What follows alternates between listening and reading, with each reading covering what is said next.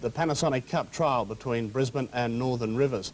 Pretty good workout too. Let's have a look at the scores, and it was 51 points to 16, as most of you know by now, with Bobby Lindner crossing twice, Niebling, Grogan, Conescu, Murray, Mescal, Staines and Jackson scoring 9 tries for Brisbane.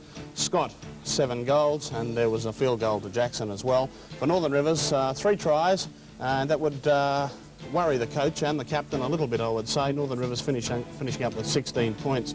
OK, let's have a look at the game, and Brisbane went to a lead early up, Macca, after just 2 minutes from a Wally Lewis bomb. And really, we thought it was going to be a procession from there on in, but it wasn't in the first half, was it?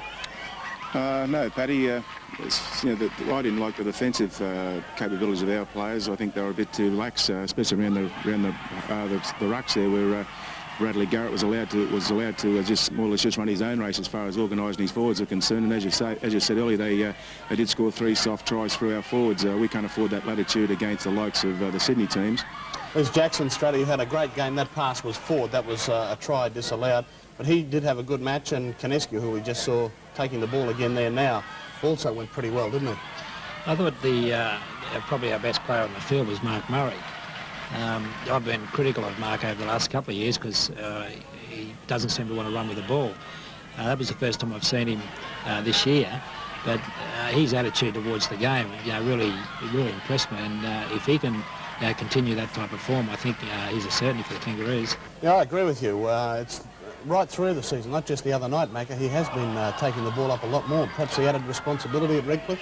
Oh, I think so. Also, I think Paddy, the last couple of years in his defence, he has been a bit crook, and he started this season off. I think he's free of injury, and I think in the lead-up games, it wasn't only the other night he's played well. I've watched him play about 3 or 4 times this year, and Mark all of a sudden has developed a bit of a sidestep off his right foot. So it just showed that, as Struddy said, if he can use his running game, we all know he's a good defensive player, and if he can utilise that running game a little bit more, that is more or less providing he holds his own in the interstate series, that he should have one foot on the plane to England. 23 points to 10 at half-time. The Northern Rivers seemed to run out a bit of puff. Grady, the former St George player, and Garrett, as Bob McCarthy mentioned, both had good games for the New South Wales side, but really after half-time there were a couple of soft tries to Brisbane as they did it at will, basically. But Garrett did control the rucks early, Struddy, didn't he? And that would have to be a worry.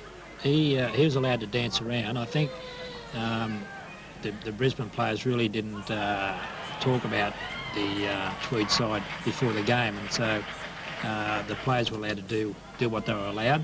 And with Garrett, in that first half, he dictated play the way he wanted to.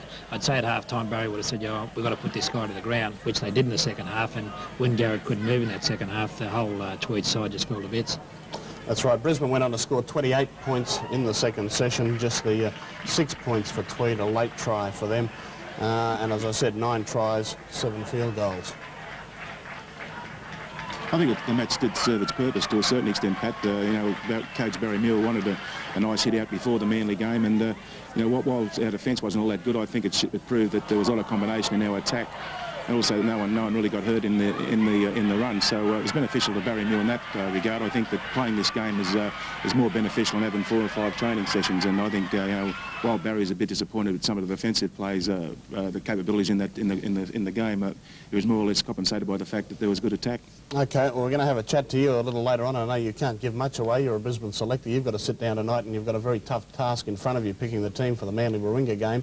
But firstly, let's have a look at the thoughts of both the captain, Wally Lewis, and the coach, Barry Muir, after this match. Happy with that tonight, Wal? Yeah, well, but it's a game like that, the game situation's probably worth 10 training sessions, so it's exactly what Barry wanted. Although our defensive effort probably wasn't as good as what we should have turned out. Naturally, they all thought it was going to be a bit of a walkover, but I said, well, it sort of depends the way you want to treat it. If you want to treat it as a picnic match, well, that's the way you're going to play.